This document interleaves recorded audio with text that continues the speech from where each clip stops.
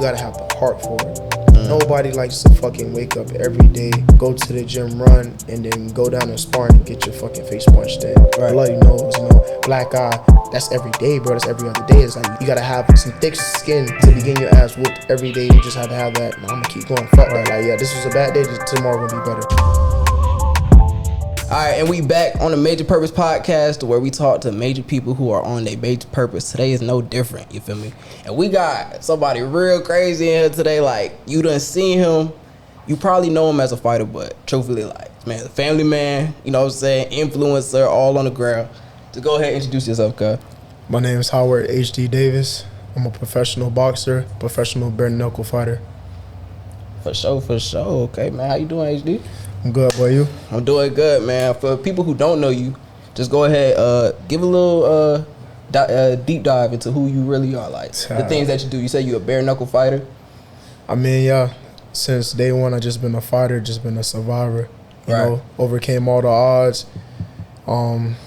Used my athletic abilities to my the best of my abilities to just make another way for financial outcome and just to live out a dream that I had since I was younger, just to show my kids that, there's different ways out here to, like, make money and, chase your dream. You just ain't got to, like, wake up and work at a 9 to 5 or do everything else everybody wants you to do. You can, actually go after things you really want.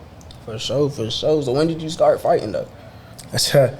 When I started fighting, probably fresh out of the diapers. I feel like I was fighting the doctor that, took me out of my mom. Like, I was just fist balled, like my baby picture. I got a baby picture, fist balled. Like, yeah, I just been a fighter, bro. Like, since kindergarten, like fighting. My mom just always like drilled it in my head, like, don't let nobody ever hit you first. Don't let nobody bully you. So I was just that, that person that, as soon as we got a problem, it just boom on sight. Like, no matter who it is, your size, your age, it don't matter. I'm there for it. Right. So what was the upbringing like? Like, what do you think made you like grow into that fighter that you like? What made you grow into that? What was the upbringing? What's the family dynamic like?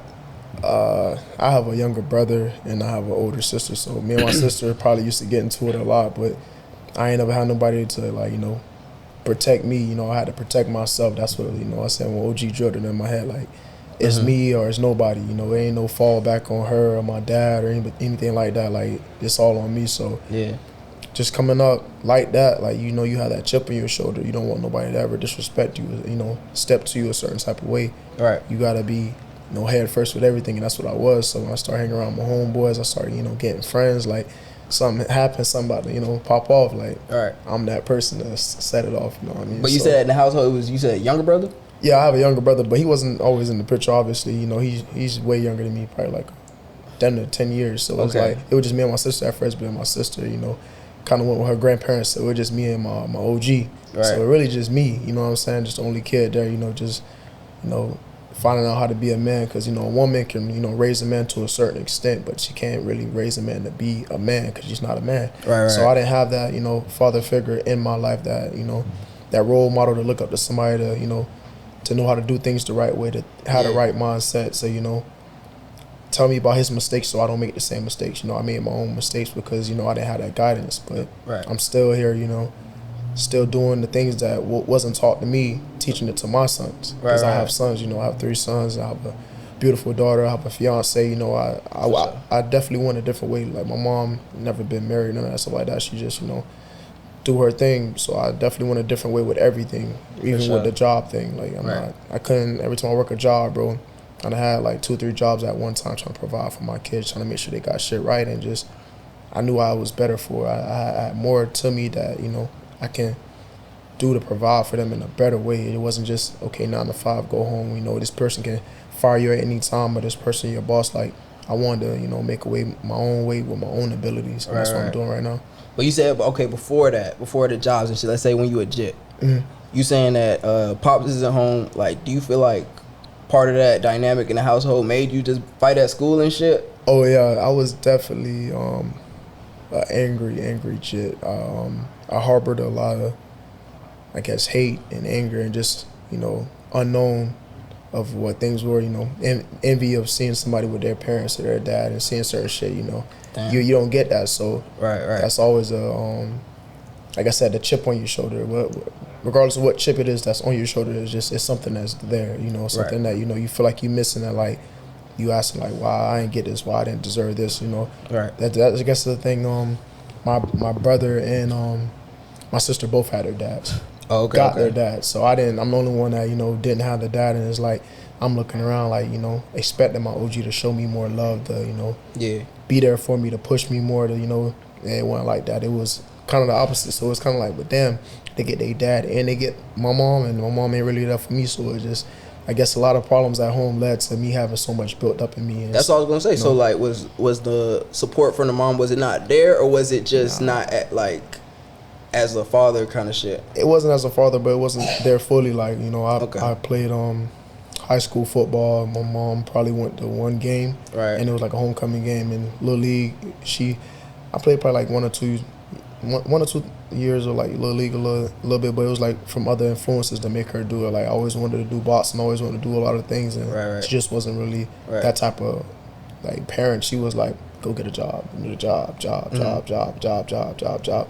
And a lot of parents, especially majority, like have any mixture of island in them, that's what they do. They you know what they saying? They just job. They don't want you to pursue something and be an entrepreneur and go pursue this. You know what I'm saying? Like you wake up and just go get a job, 9 to 5, job. Cause that's what they used to. What's your ethnicity? My dad is Jamaican. My mom is like American and Indian.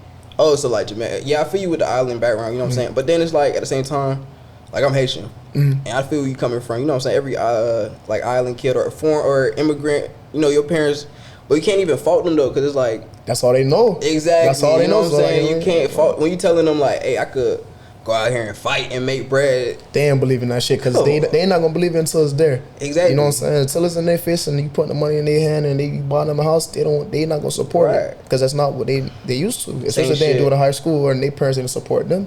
Right. So same shit with the like sports and shit. Like they not gonna put you in sports as a shit type shit. They're like they thinking that shit games. Like they don't understand, games, right? Man. But they don't understand. To have that is just a different like level of motivation. To have your mom or your dad or somebody that really loves you and bring you into this world that supports everything that you do, whether it be financially or just being there, bro. That's a big thing. And me not having that, I feel like that's why I felt in football. I'm not blaming it solely on her, but just like if I had more of a push, if she would have took me out the high school I was in, to put me in a different high school. It didn't even have to be like a St. Thomas, but just to like get me away from my friends and away from the gang and the fighting and shit like that. I could have played more years of football. I played 1 year of football, bro. I had teams really looking at me. I got fucking letters from FSU, UM, fucking Texas, all type of shit. Like I can show you right now, and it's like I could have went that route. I was that good, and I played 1 year of football my senior year. I didn't get to play the most important year. I didn't play my junior year, none of that, and I was raw, bro. But I didn't have that support. I didn't have that. You need to do this. You need to. I didn't have the belief behind me. I didn't have the support behind me. Neither like just regular supporters or financially. Like I wasn't going to the camps. I wasn't getting my name out there. It was just equipment, shit. But do you feel like when you was out when you was fighting like growing up and shit, you feel like you was getting love from like your friends and people in the streets? It's crazy. You like fighting with the first one. Especially if you fight, you know what I'm saying? I feel like growing up, especially as a boy, especially wherever you from, any hood, whatever the case. If you out here, you fading and you got hands, like that's some type of value. You know what I'm saying? It is. It's like you ain't got that support at home or that love from your dad or your mom. You get that from the homies. You get that from the OGs outside, and it's that's that little nigga right there or the HD. Oh yeah, he fading. Or any nigga say something, he getting slapped off on him. It's like that was the type of love that you like. Damn, bro, this is what it feels like to have like a dad, or like this is what it feels like to have a brother the same age as me type shit. So that definitely is crazy. Like I said, you're the first one to ask that. Like it dead ass is something like that. I said this. It dead ass is something like that, and like you hit it directly on the head. Like that shit is like the support and love that you need. That's why I feel like a lot of us get trapped in that cycle of, you know what I mean? Like I'm gonna keep doing this. Facts. Even if it's bad, I'm gonna keep doing this because I'm feeling loved. Right. It's just like a nigga who in a trap and he's selling what I would bomb. Yeah, that jit getting lit, that jit moving on. Right. And old niggas start showing you love. Right. Niggas ain't got dads, so when you get that love from another man, you like, damn. So it kind of, you feel me? I fuck with this. I'm gonna keep doing this for his stamp of approval, or you know what I'm saying, so they can keep fucking with me, they keep talking, you know what I'm saying. So it just, And back to what you were saying, like to tie in the island shit with the parents, is like that's all you know. That's all you know. Especially if that's like the first form of love and validation you get, and it's like that's all you know. But you get that job, your parents high fiving you. It's like, you know what I'm saying? Like, you can do whatever in sports, but you go get that job, your parents going, oh son, this is what I wanted you to do, because you know why? You can help them. Yeah. You know what I'm saying? You can provide. They ain't gotta take care of you. They can go do some of the stuff they want to do. Right. So it's like, you know. So was the fighting and shit, was it getting you in trouble and stuff growing up? Trouble. Yeah. Man, I done been to the tent. I done been to Pond Ridge. Only place I haven't been to is the with Rogers. Like, one thing about me, I always fought. And I was a little younger when I was doing all the fighting, so they couldn't like kick me out of school to send me to the WIT. That's what their excuse was. But like, I was never like a dumb kid. I was never stupid or like that. Like, I missed a lot of lessons being suspended, but I can learn some shit in the snap of the fingers. Like, I'm very like, I'm there, bro. I can learn something real quick. So it's like, they never kicked me out because I, you know, for me to be able to get my grades to play football and try to even go to college, I did a lot, bro. I did a lot of making up, did a lot of night school, did a lot of shit, because like my GPA was non-existent, bro, because I was not in school. I'll come back from a 2-week suspension, another 2-week suspension, another 2-week suspension. So it's like I said, I'm not dumb. It's just I wasn't there. So if you're not there and you can't learn, you're not learning these lessons in math, especially math. You know what I'm saying? That you got to learn steps. You're not getting that, bro. But like, when did you finally find a way, like, realize that you could turn the bad shit into good, like with the fighting? I feel like it's when that first door closed on football, and I couldn't do football no more because I was having my first JIT. So I could have went to like a JUCO college to go play football, and then eventually try to do that. You know, I had the talent to do it. Teams wanted me, but I had my first JIT, and it was like I didn't have my pops there from the beginning, day zero. You know what I'm saying? So I wasn't gonna let my son experience that. So I started football shit, and just eventually, like, I've been wanting to do boxing. You know, it was this gym down here that just like, I feel like it was calling me. And then a few of my homeboys there. It was called Band Camp. Oh yeah, for sure. Yeah, one of the most famous gyms down here. Like, if you from Broward, you know what Band Camp is. You know what I'm saying? Coach Mace established that gym as, you know, the gym to be feared. Like, facts. Hood niggas come from that gym. You ain't have to be bred from boxing and had this long years of boxing straight out of the diapers. Like, if you know you can fight, he gonna put your ass in here and show you that you really can't fight, but I'm gonna teach you. Facts. And that's what happened. So I fell in love with it, and it was just like, from there, I just never stopped. You know, I had little breaks and layoffs here and there because I was an adult. So it's not like I had the opportunity to box from my teens or my, you know, my youth to like now. Like, nah, bro, I started boxing when I was like 22, 23. So I've been boxing less than 10 years. So I'm not like everybody who done, you know. But then quick tangent, the Band Camp, what's the dude with the dreads? I don't Which one?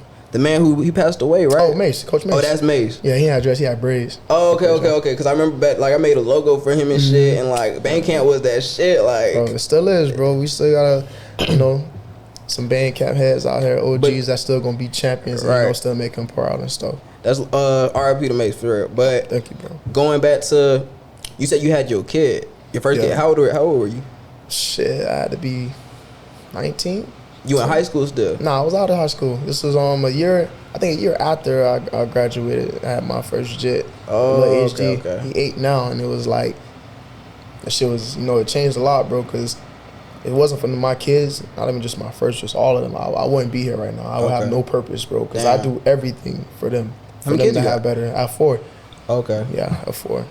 So then, with that first kid, you had the first kid. That first kid changed everything. It set the tone. I was doing a lot of dumb shit, and I continued, but it was always the back of the mind, like, don't do this, or don't take it to this extent, or don't, you know, fire this nigga ass up because, you know, you're JIT right there. You can't crash out, bro. Right. When you by yourself and it's just you, niggas, that's why a lot of niggas crash out. They don't really got no other purpose. My purpose was looking me right in my fucking face. Oh God. So you know what I mean? Like, I don't work 3 jobs at a time trying to provide for my JIT, bro. Even though I stopped because, you know, it just something inside me that was like, bro, this shit ain't for you. Yeah. You got talent, bro. You can do something, bro. You got athletic ability that the next person doesn't have. Why would you waste it? Right. So that's why I started getting on the boxing shit more and more. Like, at first it was spotty here and there. You know, I jumped from camp to camp. Didn't have much amateur experience with fights, but I just always had that dog in me, bro. Yeah. For me, it just took the right person to bring it out. And, you know, shout out to my coach, Ryan Perez, you know, and Slaughterhouse Boxing for, you know, staying with me and continuing to believe in me, and that's how I am. I'm undefeated right now, and I'm the #1 contender in BKFC. Damn, so it never tapped into you like do the fighting shit earlier? It was like, nah, I loved it. I love fighting, bro. I see boxers, I see all the greats, and it's like didn't have the support. My mom wasn't driving me to no practice. My mom didn't have the money to sign me up for this. Their mom was a single mom. You know, she have dudes here and there, but even my siblings, dads, they didn't stay with her. You know what I'm saying? They didn't stay together, so it wasn't no household. It was like my mom doing everything, and credits to her, because it's hard out here for a young black mom. You know what I'm saying? She's trying to survive. Just trying to survive. You know what I'm saying? Yeah. So, and the day, it's all love for OG. Even though I can't say she didn't do the best job, but she did the best with what she had. For sure. So I can't even like talk, down on my mom, cause at any given moment, bro. Yeah. When my mom was about to have me, my dad got he got murdered. He got shot and killed. Damn. So right then and there, she could have gave me up.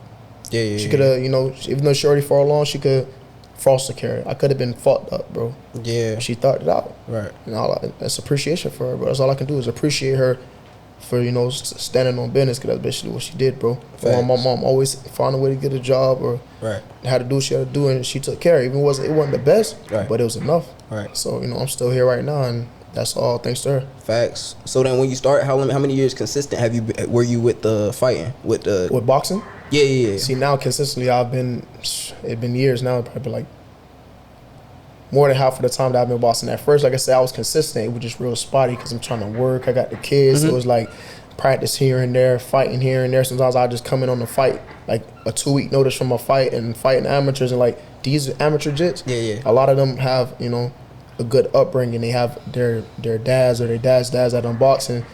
Straight out the room, they're like, you're gonna box. Fuck school, or I'm gonna pay for all this. We're gonna travel to these national tournaments, and you ain't gotta worry about working. You're just gonna box. I didn't have that, so it's like I'm trying to juggle both. I had worked the moving job, so I'd be going for like a whole week. I'd be in Atlanta, I'd be in whatever, moving big ass couches, beds on my back and shit. No training. Come back, go fight. So and like I win. Were you winning? You still winning? I was winning. At one point, I was like 8-0, 7-0. I was like, I win. I won a few belts and everything. Then it started becoming too much. As the competition started getting harder and harder, and I wasn't getting that training, I wasn't keeping up. The younger people, the dudes who don't gotta do what I gotta do. And it ain't their fault. They got the advantage. I just, I had to work what I had to work with. But now, I start sticking with them more. I said, okay, fuck working. I'm finna give my all to this boxing shit. So what was that turn? What was that turn to where you like realize, fuck that shit, I gotta be consistent with it? Because at the end of the day, like what they say, no matter how much talent you got, if a nigga working harder than you, he gonna catch up to you and pass you. But when was that moment in your head where you like, okay, I gotta be consistent with it. I gotta live in the gym. This is it. I'm about to fight. I want to feel like that moment came. It came down. My girl and my daughter had came to one of my first, not one of my first amateur fights, but one of the first times seeing me come. And like I had fought this kid, and like I swear I had won, and the judges gave it to him, and I was just like, damn, in front of my daughter, in front of my girl, and I would just like. It just something inside of me just start burning. Like, man, you ain't like these niggas got me fucked up. I'm about to really like you start to fight again. You know what I'm saying? So I had after that. I don't think I fought another amateur fight. I just went to the pros and started winning fights. But it was just like, nah, man, I'm not doing this to like say, okay, yeah, you'll get them next time. Oh yeah, this judge is standing third, or have a excuse of like I'm not getting the proper training, which I wasn't. It's not really an excuse. It's just life. I'm a grown man. I can't just stop what I'm doing to go train when I want to and do this and third. I didn't know how to juggle it the right way. I didn't have the right support. I didn't have my shit together. So it wasn't just the outside stuff. It was the internal work. Like it was myself. So I had to fix myself and start myself, and then build everything up. And like, okay, I bet I'm gonna do this way. I'm gonna train this amount of time a day. I'm gonna run this amount of time a day, and then boom, it started panning out. But like just like losing in front of my people. My mom actually came to one amateur fight. And I think my cousins came, and I had lost one time in front of my girl, and I had lost one time in front of them, and like it just sounded to me like I'm not a person that's used to losing. Like when I'm fighting with my homeboys, we out in the street, and we done fought a million times. I'm not getting whooped. Even we will run that bit back 1,000 times. I'm gonna get me a dub. You feel me? And it wasn't even that. I was just whooping niggas, but it's like I'm not the type to lose in the fight. If it was one thing I was always good at, it's football and fighting. So me losing is like, nah, man, it's just something that I ain't doing something right, or this person been, nah, it ain't that, you know what I'm saying? Because I still don't got the experience most people got, but I get in there with a nigga that got more experience than me and get right with him. Right. Or fold him up, you know what I'm saying? Because, like I said, I got that dog in me. It just built, the fire just kept building. And now it didn't like plateau or nothing like that. I'm still hungry. I still need the financial stability. I still need everything for my jits. Right. So I'm still hungry as fuck. I mean, probably even hungrier, and I kind of had a taste of success. Right. I done seen a little bit of what this shit can offer. So what does that fighter life look like? Like, let's say now, that was however many years back.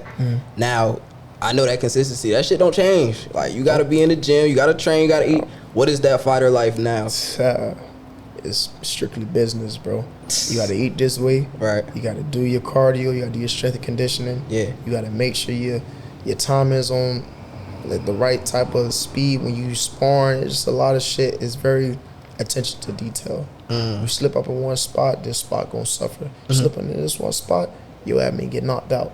So it's like you gotta really be invested. It's not something you can go ahead and, I'm going to do 100% this day and then give it 50 the next day or 10 the next day. Nah, bro. You got to be full tilt to really want this shit. Like Floyd, Mr. Hard Work, Dedication, Mr. Billionaire, one of the top earning bosses ever. I think he is the top earning boss ever. Yeah. Canelo may be coming from him, but Floyd still got that shit, you know what I'm saying? Like, that nigga, he'll tell you he didn't want to go to the gym.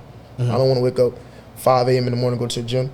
But it's not about you wanting to. You have to. Yeah. If that's what you want for your kids. If you want, to be rich, that's cool. But if you want to be wealthy, generational wealth, what you got to do, you got to really work hard, bro. That's real. That's real. Just shit. But being that it takes time, energy, and focus. Yeah. I honestly, let me ask you, and I'll tell you my opinion. Do you feel like there's any type of balance with other shit? Like you said, like you got a family, a girl, the whole shit. Yeah.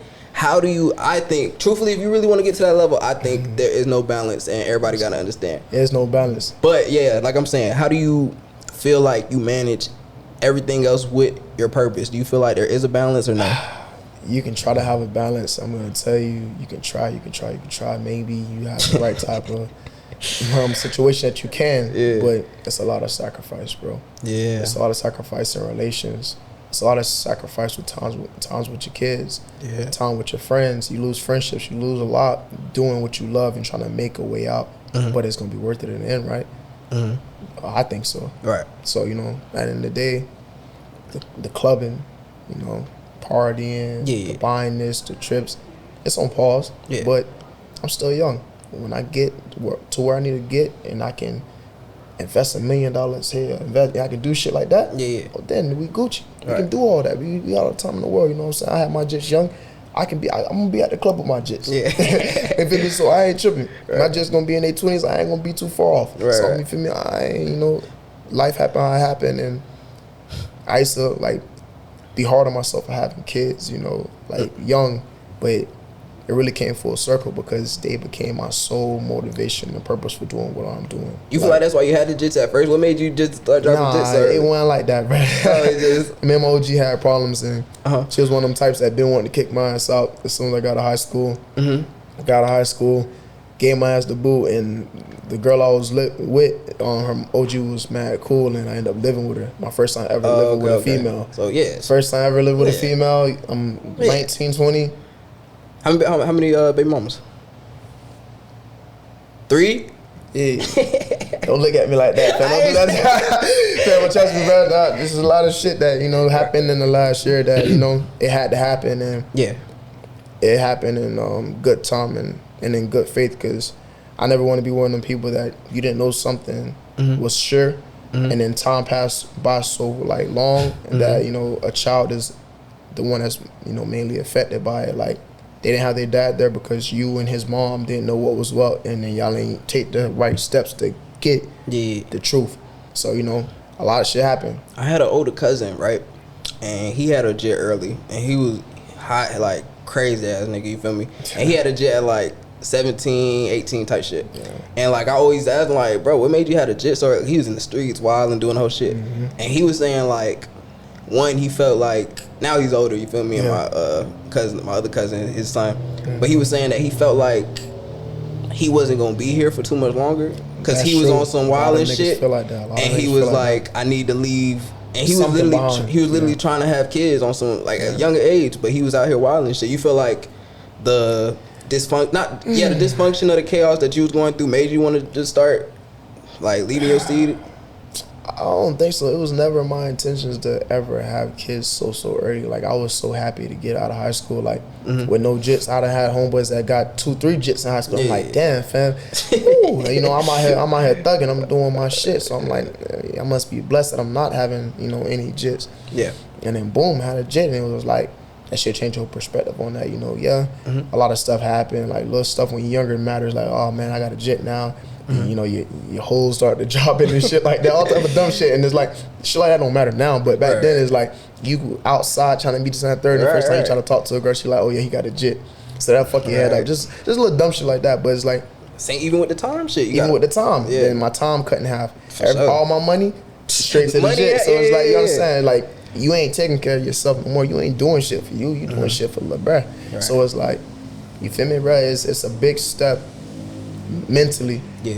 Like, you gotta get your mental prepared for that. A lot of niggas will be mentally prepared to have a jit. Yeah. It's the physical. Yeah, when my girl look good, we gonna a jit, and that jit come, and destroy your whole relationship. Right. I've noticed that. If people have jits and don't be ready for it and destroy your whole relationship. Right. But then full circle, like you said, looking back, you said your kids, they put that fire in you, feel me? Oh, yeah. It do different things with different people. You know what I'm saying? You feel me? Some people, it crushes them. Right. Parenthood isn't an easy thing. Right. It's a beautiful thing. It's one of the most beautiful things you can have in this world is having a little you. Right. Or a little her. It don't really matter, but it's like, because, you know, people don't understand how much of a blessing that is, because some people can't have a baby. Yeah. So we don't understand how blessed we are. Right. We're here right now. You could have died at birth. Oh, God. As soon as you came out, boom, that's it. You have little kids that die at birth. You got little kids that get killed, car accident. Like, look at us right now, bro. Even to be here, even to be here right now, breathing this air is a blessing. Right. And sometimes I have to remind myself that when I wake up and I'm going through a lot of shit, like, bro, you're blessed, bro. You're here. Oh, God. I'm doing something my dad ain't never get to do for me. I'm looking at my kids. I'm doing for my kids. I'm grinding for my kids. Yeah. That's a different feeling, bro. I'm not doing it for myself. I'm doing it for y'all. Yeah, I'm gonna get shit too, but it's for y'all, bro. Yeah. So you feel me? Y'all ain't gotta struggle how I struggled, or looking for the next meal, or looking for the next place to stay. You know what I'm saying, bro? Like, this shit bigger than just us. You feel me? So if I can leave something behind, if I can, you know, start a foundation or anything to help, you know, young black males, white males, Asian, all races that don't have fathers, you know, have a big brother program or just something that is in the resemblance of having a dad, so they can feel that support, feel that love, and have something to really like have a backing on. Cause like that's be the thing, bro. You don't have nothing to look back on when you in your toughest moments, cause ain't nobody there for you. Your mom can only be there for you in certain ways, bro. Your mom can only do so much. Remember, bro, it takes 2 to make a child 50-50. Okay. You only get 50% your whole life. Right. You need the other 50%, bro. That's real. Let's go back to the fighting. Now, you say you bare knuckle fighting, right? But you started off with the boxing and shit. Yep. Oh, wait. I started off bare knuckle. Oh, okay. In the streets, though, when I was younger. So, like, I have way more fighting experience with my bare knuckles than I have boxing. That's just what it is. So, it was like the perfect shit for me. But then, okay, compare bare knuckle with boxing with MMA. You know, obviously, boxing is just stand up, just your hands, you know. Got to be very good with those. Obviously, defense, everything got to be tight. You know, it's more of a like, it's a different martial arts than MMA. MMA, you can do anything. Fucking knees, elbows. It's a lot more you have to prepare for. Your game has to be well rounded. And boxing, isn't, I won't say it's simple, because it's a lot of boxing. It's very technical. It's a sweet science, but like each one has their thing. Bare knuckle is just a mix in between. You can't kick and elbow and do that shit in bare knuckle, but you can do this thing you call in the clinch. You can hold the back of a person's like head down, like the neck, but you can't like put it all the way down, but you can hold it and bring them into your punches. So that's the only thing that's different from bare knuckle and boxing. Other than that, bare knuckle is just like boxing, just without gloves. Right. So it's kind of more, obviously people say it's more crucial and this and third, but to me it's like, bitch, I was doing this shit in the street. Now I'm getting paid for it on the TV and whooping niggas. Like, that's gas, bro. Like, a lot of niggas can't say that. You fight in the street right now, you going to jail, you know, assault, for battery, whatever. You whoop a nigga too bad, you can damn near kill a nigga. Right. I go in that ring and I kill a nigga that's what we signed up for. A nigga killed me, that's what we signed up for. Same with boxing, same with MMA. So it's like, all that pain that you carry for years, and you mad at this, you mad at this, you mad at your, you know, your spouse or your mom, or you got this built up. A lot of fighters find their peace in releasing that on other fighters, the bag, whatever. Like, it's a help, it's a cope. Yeah. You feel me? It's a coping mechanism. It's just like, it helps, bro. That's why I write in my captions, like, you know, I'm getting that pain off. You know, shit I can't go ahead and do to this person, I'm doing it to the back. I'm doing it to my opponent. You know what I'm saying? It's nothing like, obviously, like, personal. It just is business, but it's like, this shit is helping me. You feel me, bro? So it's like, you know, like I said, it helps with everything. Like I said, financially it can help, but mentally, inside of you, it can help. Because there's a lot that you can't just go walk in the shit right now, go punch a nigga in this shit, or go in the club and deck a nigga. You're in trouble. Right. But I get to, you know, train for a whole month, 3 months, whatever, and I get to go whoop a nigga on live TV or whatever. That's gas. Right. You feel me, bro? So that's why your purpose is so unique. You feel me? Because I feel like no matter what purpose you have, everybody's on their own route. Yeah. We all get that same sense of therapy from whatever purpose you're doing. You know what I'm saying? Yeah. And you just, it sounds crazy. You know what I'm saying? It sounds primitive. You like, I just want to take it out on somebody else. You know what I'm saying? But that's you. Like, everybody is unique to themselves. With the bare knuckle, though, how did that start? When people hear the bare knuckle shit, I feel like it's more recent. It's growing. It's growing. It's just it's been a few years, and they had to get it sanctioned a few places and stuff like that. Like, it had a few obstacles, but it's definitely on the rise. There's a lot of big stars, whether it's boxing or UFC, or they're coming to it, and it's definitely a growing sport, and more people are going to come to it. To me, my coach asked me, I was just boxing, I was going to go pro, and I was an amateur and stuff like that, and it's like, he asked me, like, would you do something like this? Or like, well, we see this is growing, and one of my teammates did it, and he started getting, like, you know, the bread, he started getting the exposures, like, shit. Like, well, I'm already kind of in a disadvantage because I didn't have a big amateur boxing career. I didn't go to nationals. I wasn't ranked in the USA and all this other shit that make you get deals and shit like that. So I had to find a different way to not be a B-side. A B-side is basically like when you come into a fight and you're basically supposed to lose, and you're getting paid less. You're the person that's supposed to come in and get your ass knocked out or whatever. Yeah. Some B-sides go in there and whoop A-sides like that, but like, you don't want to be a boxer or somebody that's my age and start off as a B-side. So what I did is I went to bare knuckle. I'm getting a name underneath myself. I'm fighting UFC legends, and I have my own boxing matches. But to get that notoriety, that that publicity underneath your name, they're like, who is this? Right. What's this kid? And then they won't try you when they come to you by the purse. They won't try you when it's like, oh yeah, you the B side. I'm gonna put you in here with my A side so you can go ahead and like, just like wail on you. Nah, they going, you get more respect by it because you done been through it. You got a record built. You know what I'm saying? You got some experience. I'm not coming in there fucking 0-0 with a little experience. They want me to fucking fight somebody that's like Floyd. Right. Because it's like, you understand, when you see bosses get built up. Yeah, real political. That boxing shit, it's politics, bro. They politic real good, bro. It's a shady business, bro. You have people that get in the ring with other people that ain't really supposed to be in the ring with them. They barely train. They're taxi cab drivers. That's the phrase that everybody used. Oh, you got this pro fighting a cab driver, and you really go to looking at resumes. And that's what it is, but that's how you built the fighters up. Like Canelo Alvarez, the face of boxing right now, you look at his first 15, 20 fights, it's against probably nobody. I don't even know. Somebody you don't know who the fuck The first time Canelo was when he fought Floyd. You know what I'm saying? But that's how you got to build people up, though. That's how you build the fighters up. You can't start them off and just have them facing the hardest people. They build you into those money fights. They build your record up to go against another person that they built up on another promotion that has 23 wins with 22 knockouts, and you got done the same thing. And that's a mega fight. That's like right now, Ryan Garcia and Tank Davis getting talked about, both undefeated.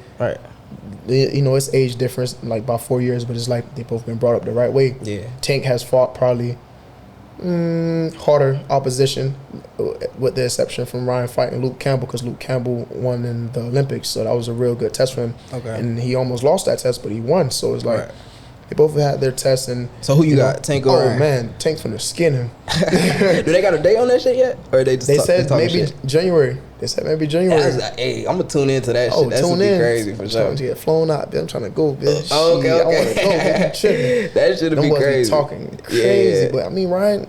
End of the day, bro, everybody has a chance. You get in that ring, one punch can change anything. And that fuck nigga has speed, reach over to Tank, you know, youth. So you never know, but Tank, in the height, Tank It's very like. But Tank just fought the jet that was taller than him. Greasy. What's his name? Mario. Yeah. Barros. Yeah, Barrios or whatever his name is. The little Aztec dude. Yeah. That was a good ass fight. That was a good fight because the dude was a champion. Dude was undefeated, and Tank had the disadvantages with the size like that. Right. But people sleep on Tank defense. All they see is the left hand. knockout power. Man, that nigga defense. I done been in the gym with Tank training, watching him spar niggas, making them look silly. Yeah, we gonna go to that. Hold on, but let's go back to HD though, real quick with the bare knuckle. So do you feel like you said that you went the bare knuckle route because you didn't have the back end of politics of the boxing shit.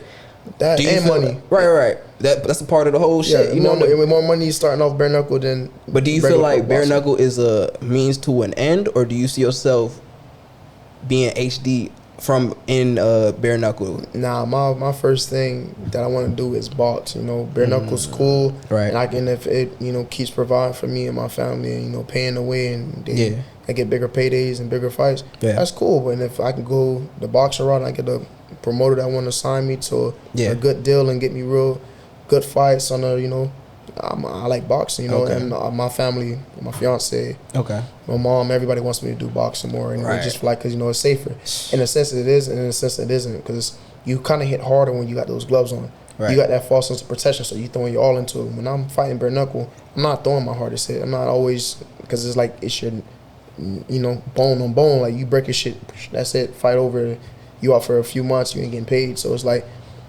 It's different, bro. Mm-hmm. It's really different. People think it may be the same, but some boxers can't just hop in that bare knuckle ring. Not a lot of boxers are bred from the street. Not a lot of boxers can take a bare knuckle punch to the face and get your ass floored. That shit is a different feeling, bro. Right. So I don't have both. So it's like I know what's up. Not everybody had both. Right. But a lot of boxers come in and obviously fuck people up in bare knuckle. Bare knuckle doesn't have the best skill set with some of the people that are there. Some people are outstanding and shine brighter than the others. Right. Myself, I come in there boxing background. So a lot of people see that and they like that. They gravitate towards that. Some people come in there as brawlers, which isn't bad, because if it works for you, it works for you. You can take 10 hits and come throw your hardest shit and knock a nigga ass out. Yeah. That's how quick the fight can change, bro. Right. It happens like that. Yeah.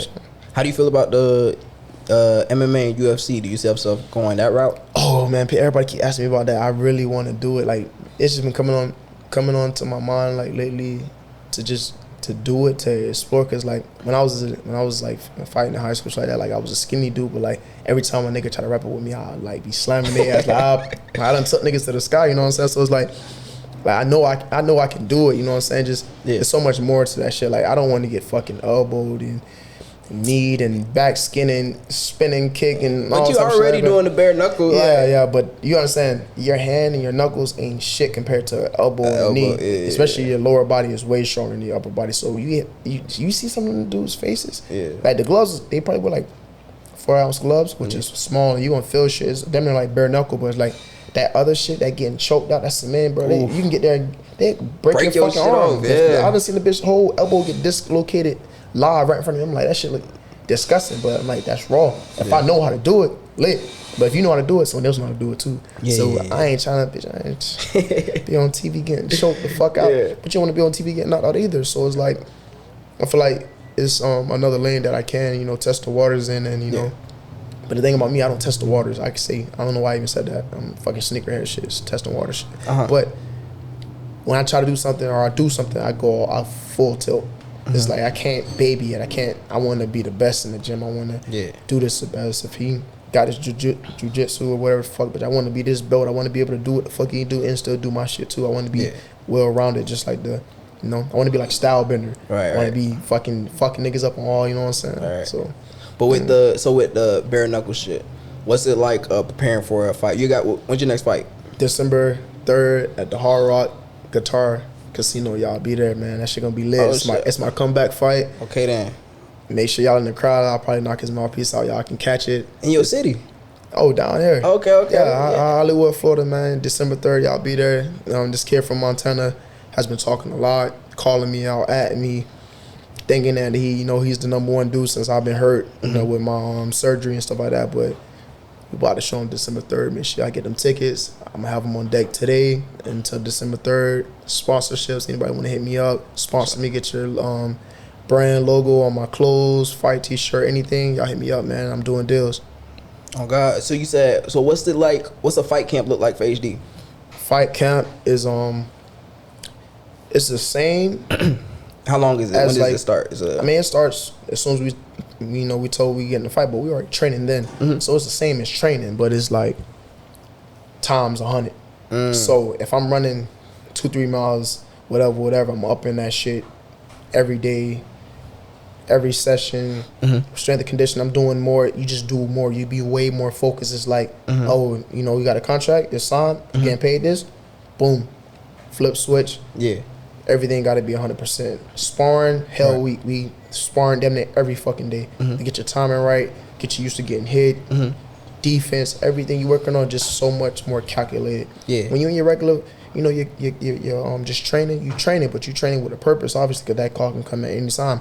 But as soon as the call get made, everybody flips that switch. It's like, I ain't really talking to nobody. Right. No sex, no this, that, third. You ain't supposed to be having sex when you box and doing sports like that anyways, but especially when you have like fights coming up, you'll cut that shit off for 3 months. Right. Whatever you got to do, bro. You got to do what you need to do to get the competitive edge. I was going to ask you that. That was a question with the fighting and shit, semen retention. That's some shit that you practice. Oh, yeah. You got an upcoming fight? Yeah, that shit real. Okay. That shit real.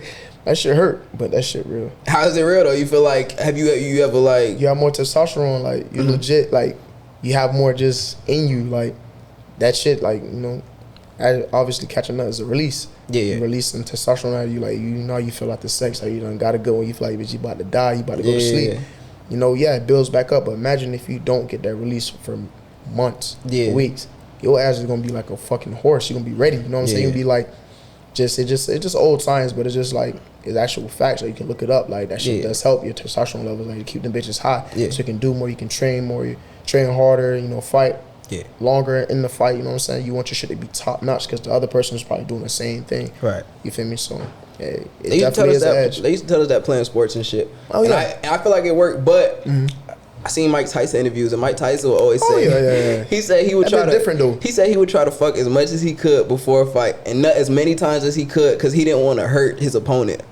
Sometimes, niggas is different. That nigga that trains like a psycho, or he used to train like a psychopath. So it's like, you train like a psychopath, you can, you have some leeway with certain shit. Right. If you're not really training how you're supposed to be training, and really, and you go out there whoop and your legs may not be there. A lot of stuff they say about the sexual thing and the semen retention and shit like that, and catching nuts, like, it ain't really about your arms, like, it's your legs go. Yeah. And them later rounds, you need your legs. You need to be able to move. You take a body shot, it's gonna be body, legs down. So your shit, that's how niggas end up taking that knee or whatever, because their legs ain't strong. So it's like, it's a lot to the signs that people have seen. Like, they ask, like, or you'll see a person in sparring that they done did something with their girl, they done woo, and they won't be the same person as if they didn't do something. So I done have my fair share of experiment with both, not really with a fight, but obviously with sparring, like practicing, I done woo in there. As soon as I feel more lighter, as soon as I feel more free, but it's like, you don't want to take that chance doing that shit with a fight, and you don't feel more free from, like, maybe from tired or whatever. So, and God forbid it do. Let's say you in the fight, then you don't go your way. It's like, what you blame it on? Oh yeah, I was fucking. Right. even if it don't work, just the sense of just to be disciplined. Like, you got a fight coming up. Like, you gotta be disciplined. Right. Like, people understand that one of the hardest things about boxing or any combat sport, especially UFC, is making weight. That was. Shit there. This man reading the notes. I was gonna say, what are your thoughts? Do you cut weight? Yeah, I cut weight. Okay. I mean, everybody usually cuts weight, but it depends on how much weight. What do you fight at? What weight? I fight at 145. What's that called in bare knuckle? Is that featherweight? Is it featherweight? No. Yeah. I know UFC. That's featherweight. Okay. Yeah, that's featherweight. And what do you walk around at? Do you be telling dudes? I'll be walking around at like 155-ish, or so. It's like, I'll be having to lose 10 pounds. Sometimes I get to 160, I lose more than that. So it's like, it depends, 10, 15. I never lose too much because it's bad to lose too much because it depletes you, and it's bad for your brain. It's bad for a lot of shit. And even if you're still losing like 10 pounds, as a grown man, your metabolism slows. So to lose 10 pounds when you're already working out and you're already at weight, and losing 10 more pounds to like fucking like make weight, that shit still depletes you. So it's still like, you know what I'm saying? Even though we rehydrate and we get back to our weight when it's time for us to fight, like, you understand, like, it still don't feel like you all the way there. Yeah. How do you feel about the whole weight? Why do fighters cut weight? I always looked at it as a fighting fan, like watching US. Why do motherfuckers cut weight? What if they just banned it? Because it's bad for you. It's bad for you. It's bad if for you. If they just banned it and everybody fights at their walk around. Oh yeah, it'd be different. It'd be way more crucial, and then it'd probably get better fights here and there. But it's like Oscar De La Hoya, like for him to make weight, that nigga, I know when his regiments was like, nigga probably train crazy, nigga eat a fucking apple a day, or orange a day. Mind you, so it's like, you understand, it's for the competitive advantages that you get. Like, Oscar De La Hoya, tall, he ain't too tall, but he's taller than the people who was fighting his division. Right. Have a longer reach than the people in his division. Right. Because he's dropping out from a higher weight to fight smaller dudes. I feel you, but everybody, for instance, if he's doing that trying to get to my weight, then I'm just gonna cut weight and go down to a lower weight class. And that's what happened. And it's like if everybody cutting weight, that's why it's stupid. It's like if everybody just no cutting weight, the shit bad. Yeah, it's bad. You know what I'm saying? Like, but it's like everybody wants the edge. Yeah. Look at Devin Haney. If you see when he fought this first fight against George, his weight cut didn't look that bad. He didn't look like a zombie. Recent. His last weight cut, they got a comparison picture. I'm gonna send it to you later. Man looked like he was dead. Yeah. A skeleton. Yeah. So either a weight cut went bad or he thought he was gonna be a weight and kind of probably bulked up a little bit. Yeah. I don't know, but he looked there like he had the glasses on. Even when he took out the burden, man, eyes were sunken in, cheekbones. You know what I'm saying? Right. But that's just the hardest. Can't wait. Yeah, the discipline to not eating and not drinking so much water and you're fucking dehydrated, to waking up, the fucking taking Epsom salt baths. There's so much different ways to lose weight, but people do that. It's like me being a professional and me being so big, not just like I'm the biggest dude, but it's like I have a lot of muscle mass. So I'm not losing so much fat, bro. I don't losing muscle. You losing muscle. I'm losing strength. If I fought at 155 and I fought some of these dudes I fought right now, I'd be fucking undefeated, just all knockouts, because I'm fighting at my weight with, you know, but my coach wanted me to have advantages. And as we kind of get down to this, I put mine to it. Yeah. I got down to it. And the amateurs, I fought 152. Yeah. That shit was hard to get to because, like I said, I wasn't training. I had come in training, so I wasn't getting a full camp. And I fought at 160. I never tested the waters in 140s. So it's my first time. So my first fight, 145, one bare knuckle, the weight cut, it was bad. It was hard and shit like that, but it didn't feel like so bad. And I fought, but I just felt like my power wasn't there. Right. I wasn't the same person I am in sparring or hitting the bag. Right. But then when I started doing it more and more, I started feeling the more. I got used to it, but that shit started hurting more because it's like I'm continuously losing this weight. It's like my body's saying, nah, fam. So do you feel like, because some people don't, they just fight it, they walk around and like some people do it if their size and their. Do you feel like you could be one of those people? Oh no, of course, I am. I'm not staying where I'm staying. I'm gonna do what I'm gonna do in this division, become champion, beat who I gotta beat, and I'm going up to the 55s or 60s if I want to, because I can do that. I have the height and the reach, but it's like I have way more advantages fighting at the weight that I'm fighting at now. Yeah. That, you know, it works out easier. It's not about it being easier, just the advantage is like. Everybody looks for the competitive edge, no matter what sport it is. It's Some people use fucking steroids, PEDs, supplements. Supplements. A lot of people use it, so it's like you never know, bro. Yeah. Even the face of Boston got positive tests for some shit that supposedly was in his steak or whatever he was eating. Right. So when he was in his camp, got tested for to think the same shit. Yeah. So you know, it is what it is. You know, people do shit. You know. Right. Sometimes they do know, sometimes they don't. Because there's a lot of shit that they put on the list that you know. If they test it and it's new shit they add, new shit they take off, sometimes it won't be illegal, then it's illegal, then it can fuck you up. So some people be, you know, fucked up by it, and some people really be cheating. So I got my own little regimen. What's the diet like? So what's the diet? What do you refrain from eating from? Or are you the type to eat whatever, then when camp comes you? Nah, I can't eat whatever, man. My body soak that shit up and then boom, 160 like a motherfucking fast. No fried foods. Damn. No big portions. No eating after a certain time. Yeah. You know, not too much water intake. Just, you know, fruits, a lot of vegetables, a lot of shakes that have 0 calories. You know, I try to stay away from the calories because that's really like egg on and build up and shit like that, the calories and the fats and shit like that. So I try to stay away from that. You know, water has 0 calories, but still you get water weight. Right. So you don't want to drink too much water, fucking jug every day and then putting on water. Yeah, you'll sweat it out. Majority of the time, sometimes you won't. So it's like you gotta see how your body does, you know, against certain stuff, because everybody different. Everybody can say you do this, that, and the third, and what works for me may not work for you. Right. So it's like I had a test. You know, I done been at 45 for 3 fights. Yeah. Well, basically 4, because one of my fights got pulled out at the last minute. So I made weight all my fights. I fought 154 and for boxing with gloves on. And all the rest of my fights have been at 145. That's crazy. Oh no, wait. One boxing match at 154 and one bare knuckle fight. My first fight at 154, which I knocked the dude out with 1 punch. That's the difference in power. Yeah. Like 145, I got to fight a nigga for a few rounds, knock him out.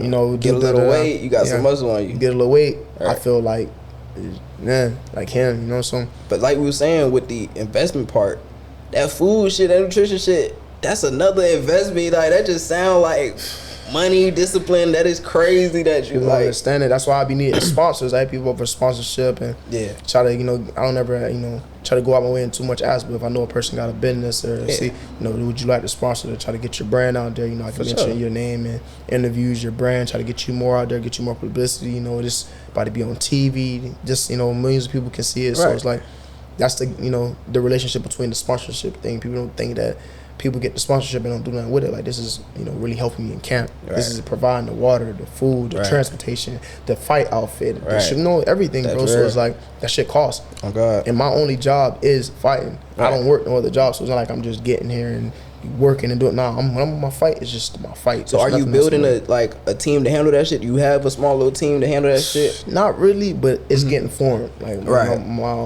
you realize you need that team, though. Yes, it's very stressful. Like selling tickets. So like my fiance and my brother Boo Man and just everybody telling me, we seen you were stressed out this fight. You're doing this much as that fight, and I see that your head was kind of, I'm gonna handle this for you. Like my friends and my family trying to step up and be there for me. Not really have a team, but have those close individuals by me so they can form a team. I ain't gotta go pay out to a random or somebody I don't really know. You know what I'm saying? These people that I trust and they be around and they seen the struggle firsthand. Right, they gonna do their best, like money or no money type shit. Exactly. They ain't want nothing from it. They doing it so they can help me be better prepared for my fight. Now with all these elements that it takes to this is not even to be a great fighter. This is just a fight, period. This is just to be a fighter. What do you think is the most important thing a person needs to be a fighter? A regular fighter. A fighter, yeah. Regular fighter. The most important thing, I feel like you can say consistency, obviously dedication, stuff like that, but it's like you gotta have the heart for it.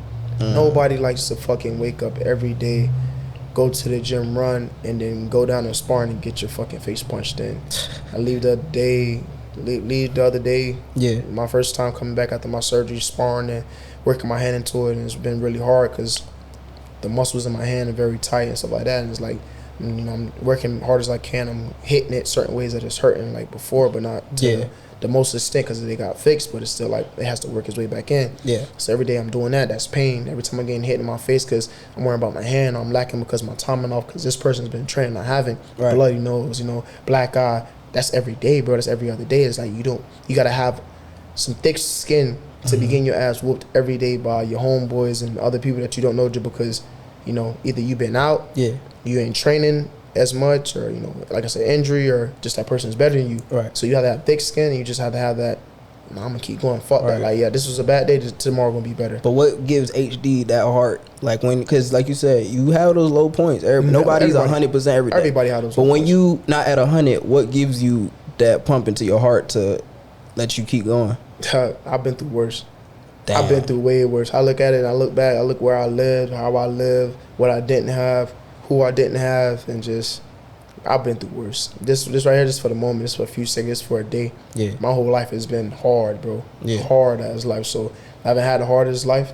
I don't compare it to struggles, but I've had a pretty fucking hard life, bro. So it's like I look back at myself. I look in the mirror, like, man, you can get through this. This small compared to that. It may hurt right now, but I'm gonna forget. I'm gonna get over it. If I can get over what I got over when I was legit and survive what I survived, I can survive anything. That's real. That's how I feel. Now, let's tap deep into your mindset and shit. How do you handle a loss or like a setback? Oh man, I mean, when you don't come from a winning family, winning foundation, winning place, you learn how to take your losses just like you take your wins. You take them shit in stride. So it's like I've taken my losses in stride. Like, I'm mad about it. Yeah, I trained my ass off for this, or I didn't get to train. This person got it easier route, or got this, that, and the third. I can say whatever, but it's like people like to say it a lot. Like, a loss is this, a loss is a lesson, this and that. Nobody likes to fucking lose. But to me, bro, a loss is just gonna make you better at the end of the day. You're gonna go back, look at that loss, and see what you could have done better to not have that loss. Whether it be a loss of money, a loss of a fight, a loss of a girlfriend, a loss of a, whatever, job. You're gonna, if you're a real man, a real person, a real woman, whatever, you gotta look back at the root of everything, and that's you. So that loss starts with you. They don't start because this judge and that judge. People may feel that way, and it's true sometimes. People get bucked in fighting and all that, get bucked in life, but how did you end up in a position to even get bucked? You know what I'm saying? Like, you gotta take accountability. That's one of the biggest things that I've been learning for years, just taking accountability. Like, it wasn't this person's fault or my dad's fault or my mom's fault. Like, I'm here because of me. Yeah. I'm in this position because of me. I could have went different. I had the blueprint. I seen everything they did. Yeah. I should have did better. Yeah. You feel me? So I just think a loss is definitely, it is a lesson to learn and, you know, to make you a better person in different ways, whatever you're dealing with. That's real. We go. That's real. I ain't gonna lie. You got me saying, hey, this nigga motivating me. I ain't gonna lie to you. Let's lighten it up real quick. Go get out of here. Let's go 10 more minutes. When did you start getting all the tattoos, cuz? Shit. Let me go into the tattoos. The tattoos. Mainly the face tattoos, cuz. When'd you get the first face tattoo? The first face tattoo I dropped was the OTF. Let me see. That's not okay. The OTFs, and it was just What made you go do that? Because it really is only the family. But why on the face though? It's the head. The head was lit because like my mom was always mad about my tattoos throughout high school. Like, why you got this? Why you got that? Like, she got tattoos, but then I like got one tattoo and it was just like a wrap. I just kept. What was your first one though? On this one, it's a skull and say my name. And just like the head one though. You was in high school? The head one I did after high school. Okay. And it was like, okay, I ain't gonna get one on my face because I ain't fully established yet. I ain't making no money. I don't know what I want to do. I don't know if this shit really gonna pop. Right. If you get one on your head, it's Gucci. Yeah. Your hair grows back every day. They don't really fucking matter. They're not gonna see it. You get a job. Right. Just keep a fucking, a good fro or something that not too low. Right. But when I want to stop, shade that shit off. Yeah. So I can go to a job interview one day, have my hair, and they like, oh, he ain't got no tattoos. Shade that bitch off, and this nigga got a head full of tattoos. What they gonna do? If you need to get the job, what they gonna do? Fire me? Right. You know what I'm saying? So it's like, I thought about that. I did think forward with that, but then, I started becoming a professional boxer. I started seeing my light at the end of the tunnel. Like, I'm gonna do this shit. Like, this is what I'm gonna do. Like, fuck this job, fuck that. I know what I'm gonna do, and this is gonna open up other doors of revenue for me. Yeah. So let me go ahead and really do what the fuck I want to do. I started wilding out. So when the other face tattoos come? What's the next one? After OTF, I think I got the numb on the side of the side. Just like certain shit happened in my life. Just certain things, that really turned me numb. Just whether it be love or just like certain things really fucked me up. So it's like I went through a lot of shit, bro. A lot of mental shit. So that was a big one for me. I like that one, and I got my daughter portrait on the back of my head. Okay. My homeboy Sam Bruce died this year. He played for the University of Miami. Sam? Yeah, 6U. I see it. He ain't had 6 at the U, but that was his number for St. Thomas. That was my nigga, bro. So he always motivated me, and we just talking. We just always talking like, bro, you next, and telling him he next, and his hard work and his dedication. Just no matter how hard his road was, and no matter what happened with, him in school with the shit that happened, every time life knocked him down, Sam kept going. Sam kept going on the field, kept training, kept doing everything he tried to do to be what he wanted to be because he believed in himself that much. And you know what I'm saying? So when he died and I went to his funeral and said, I seen that shit, bro. And I seen him laying there and I'm like, that shit, it really fucked me up because I'm like, bruh, what he's doing is the same thing I'm doing, just in a different sense. So it's like, to see you there is like looking at myself there and it's just like, bro, this is a person that it wasn't supposed to happen to like this. He was supposed to get to where he wanted to be because he worked so damn hard to get there, bro. Okay. You feel me? Like, yeah, he made mistakes. We all make mistakes. Sometimes he was given second chances, sometimes he wasn't. But he was on the right path to be where he wanted to be. He was gonna get to the NFL and he didn't care who was in front of him, what anybody was saying. Like, that man was gonna be great. So to see that, bro, I knew that man for a long time. Him and other homeboys that know him too, that went to school with him, that we all grew up together. It's just like, this nigga was always special. Yeah, I watched him as a jit. Bruh, Sam Bruce got the best highlights on God. I watched him as a jit and literally tear shit up, bro. So it's like, bruh. And then the other tattoos real quick, the eyelids and the triple, when did that come? The triple cross I seen, and I just wanted to get something religious and just like, something I could always just see to remind me of my faith and just like, believe in the higher power, like that's there. And stay woke thing was like, I got my eyes closed. You only see the stay woke really when I close my eyes. Show the camera real quick. Right. It says stay woke, but like, why is a person that has his eyes closed telling you to stay woke? A woke person or a person that's awake has their eyes open, but it isn't a physical thing, it's mental. So I'm telling you to stay woke mentally. You know what I mean? So it's just a different, like a deeper meaning to that, like in the sense of if you think about it, you should start thinking more deeply about everything and not just what you see on the surface. Okay. It says that on my eyelids, and it's a catchphrase, but really think about what stay woke mean. Okay. Stay woke can mean a million different things. Okay. Whether it be the people around you, Yeah. your goals, your faith. Right. You feel me? You gotta Stay woke. Stay Don't woke. sleep on that You shit. can't be Yeah. deceived by people that are pretenders. Yeah. You know what I'm saying? You really gotta think deep about that shit. So that one, this is my son name. Okay, then. Jaja. That's his nickname. His name is Jaheem, but I call him Jaja. That beautiful little girl over there is in the back of my head when she was a baby. Okay, then. And I think that's it. That's on the face. Okay, then. That's real. Oh, and my fiance, you can't see it because it faded so bad, but we made like this little thing up, and I got it tattooed over my left eyebrow. You gotta be a different kind of nigga to get face tats. I ain't gonna lie. But you all in on your purpose, man. I Fuck am, it. You I am, know what I'm saying? I ain't gonna lie, I appreciate you coming through. Like I Nah, said. thank you, bro. Appreciate it. Go ahead, tell the people where they can find you at, socials, all that. Then I would ask for my social. You trying to get the duet? Hey, wait, okay, my Instagram is it 6HD? Okay, my Instagram is 6HD _ I think 4 times. Okay, there. That's my main social media following. You can follow me there for my training, my fights, where to get my gear. My homeboy Vengeance Slaughter, he has a clothing brand that we just dropped some tees, collab tees for real dope. I think the website is www.vengeancebyslaughter.com. Y'all go check that out. He got some dope ass gear shit dropping this year, and you know, neighborhood. Let's go. I ain't gonna lie. Like I said, appreciate you coming through. Real quick, I'm sorry. What's the goals with the fighting shit? Where you see yourself? Okay, goals with the fighting. Honestly, to be a champion is bare knuckle. Okay. The 145 division first, and then if I can go to 155 or 160, I can do that too. Okay. If I can just be a champion in any one of the divisions, that's what I'm looking towards. And obviously, I want to go to boxing and grab a belt. I don't care who belt, I don't care who I got to fight, you know. Yeah. All respect to everybody, anybody that's there, but, you know, I'm me, and I'm really trying to, you know, get after that money, get after those accomplishments, It's coming. I'm telling you, it's coming. You know it's coming. I ain't gonna lie. So to close out the episode, what I do is I'm gonna have on my guests just look at the lens and say a word or a phrase, and we gonna end it like that. A word or a phrase? For sure. Shit, at the camera? Yeah. Hey, babe, give me a word or a phrase. I ain't gonna lie, I don't got nothing in my head right now.